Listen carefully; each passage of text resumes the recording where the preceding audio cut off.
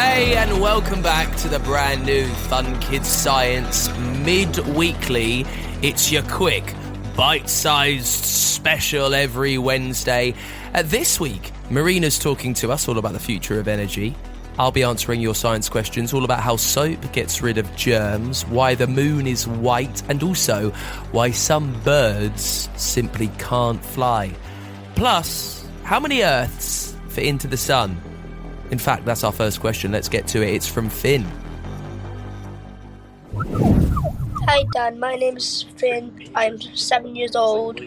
I want to know, how many Earths can you fit in the sun? Thank you, Finn. How many Earths can you fit into the sun? Well, let's just start off with a little shout out for the sun. It's incredibly important. It gives us life. We wouldn't be here without it, and it's huge. 98% of the stuff in the solar system, the mass of it, is in the sun. It's 93 million miles away from Earth. It's baking. The hottest part of the sun is in its core, where its temperature tops 14 million degrees C. It is 870,000 miles across. Now, to match the mass of the sun, the amount of stuff in it, you would need more than 330,000 Earths. To specifically answer your question, Finn, it would take more than 1.3 million Earths to fit in the sun. And here is something awesome. The sun is the biggest star that we know of in our solar system. That's what we all orbit around. But we have discovered stars out there across the universe that are more than 100 times larger than our sun. Finn, thank you so much for the question. Really blows your mind thinking about the sun. And I will remind you, it's one of my favourite facts, right? Every time you see anything, you're a time traveller, because the reason you can see most things is because the sun's light reflects back from it to you, and sunlight takes 8 minutes to travel 93 million miles from the sun to us. So every time you see anything, really, you're looking like 8 minutes in the past. Right, next one, let's go to Ashlyn. Hello, my name is Ashlyn, and I would like to know, how does soap get germs off your hands? Thank you, Ashlyn. Soap works. It's all to do with how the molecules that make up soap are shaped. The tiny little things that the soap actually is. You've got a head and a tail on these molecules. The head is hydrophilic, which means it loves water. The tail is hydrophobic. Guess what that means? It means it hates water. These are very important. What happens when you use soap? So the head that loves the water sticks to that water and kind of keeps it in place.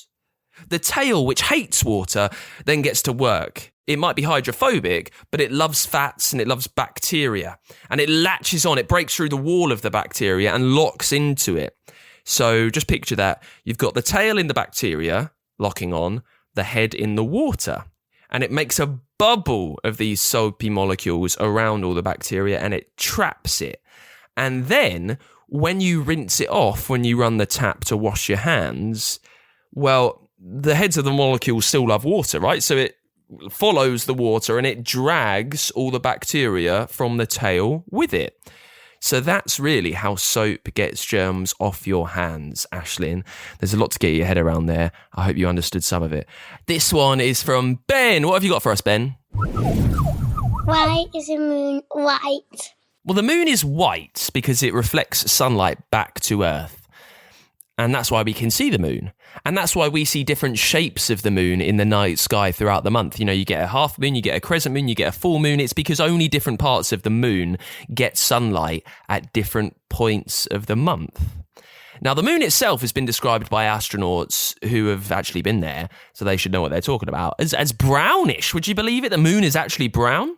There are bits of blue and pink in there because of different materials and minerals that make up the ground. The problem is our eyes aren't sensitive enough to pick out the slight changes in colour from so far away.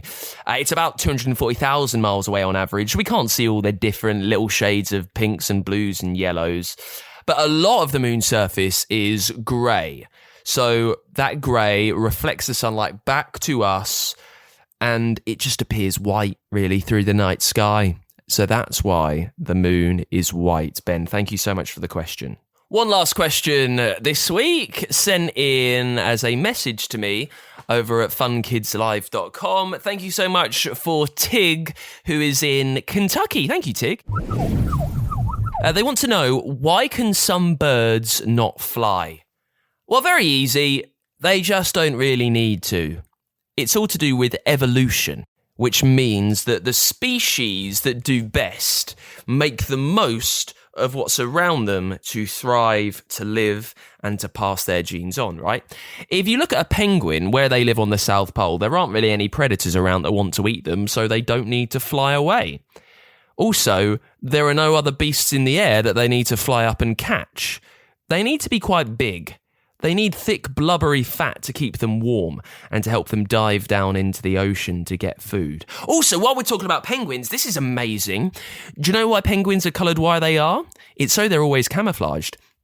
They've got a black back, right? If you imagine a penguin kind of bobbing around the ocean, there might be a bird of prey above it, but it looks down and it doesn't see anything different because the penguin's black back merges with the murky ocean around it. Now imagine a shark or something that's swimming underneath the penguin. It looks up and all it can see is bright sunlight filtering through the ocean top. So the penguin's white stomach blends in there. Anyway, back to why penguins can't fly. Their wings aren't strong enough to lift them off the ground either. A lot of evolution is kind of give and take. You can't have the perfect animal a lot of the time, so it might be brilliant in one thing, but it might not be so good in other things. It's just the way it works. Creatures like emus and ostriches can't fly either. They've got strong muscles, they've got thick bones to fight other animals. Their small wings are too weak to get them in the air. Also, because they need to be so quick, they need a lot of muscle, which means they're not strong enough to fly. What's amazing is that many of these birds could fly, but they lost their ability through years of evolution as they didn't need it. So that's why a lot of birds can't fly. Tig, thank you so much for the question. Thank you for all your questions. If you want something answered, let me know. The best way to do it is on the website, funkidslive.com. You can find the Fun Kids Science Weekly podcast there. There is a huge red button. And you say, hey, tell us your name, what you're doing, and what you want to know. And I will do the digging for us. Right now, Marina and her trusty sidekick MapApp are exploring the future of electricity and how we might see it being made and used in years to come. Marina Ventura, Energy Explorer. Hi guys, Marina Ventura here. I am on a mission to explore the what, how and why behind the electricity we use and find out some cool stuff about how things are changing. Wanna come too? Excellent! Changes are part of life, and we have to think about changing the way we generate and use electricity to help minimise global warming. There's some pretty clever stuff that's being done that'll make the future look a little different. Tell us all about it, MapApp. That's right. We've already started to see more electric vehicles on the road. Maybe your family already has one. We're on a journey to increase the number of electric vehicles, and in the future, most households will be smart charging their cars at home.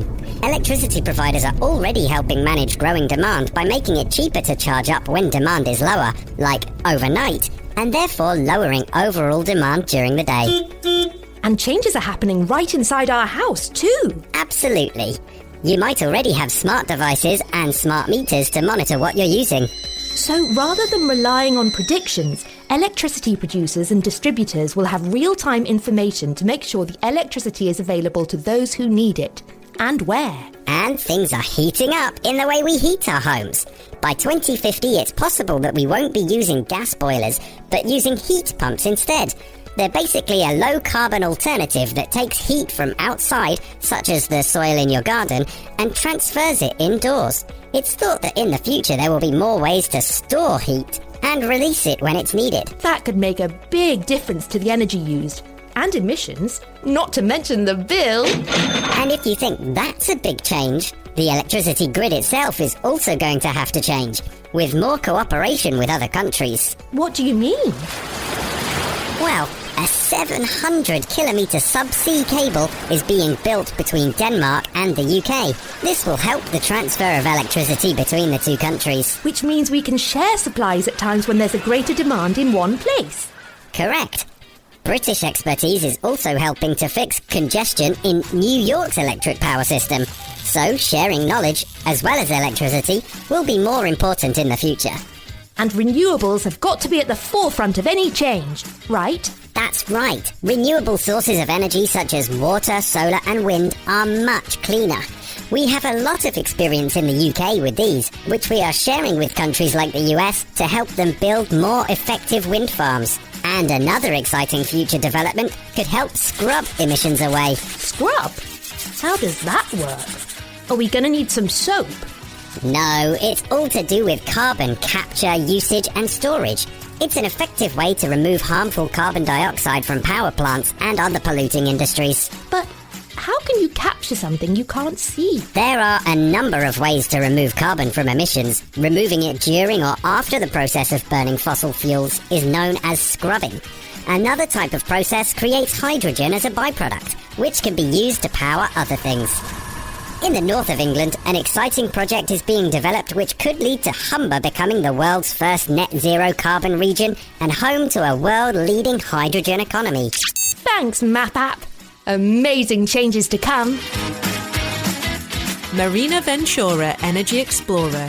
Find out more about National Grid and how Grid for Good is helping climate change at funkidslive.com/Marina.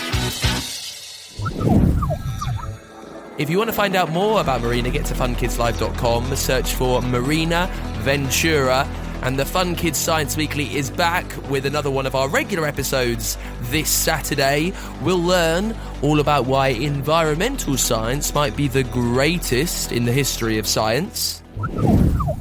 Anything fighting climate change is absolutely the coolest because you get to be a real-life superhero for the planet. You're not just sitting at a desk or going into an office.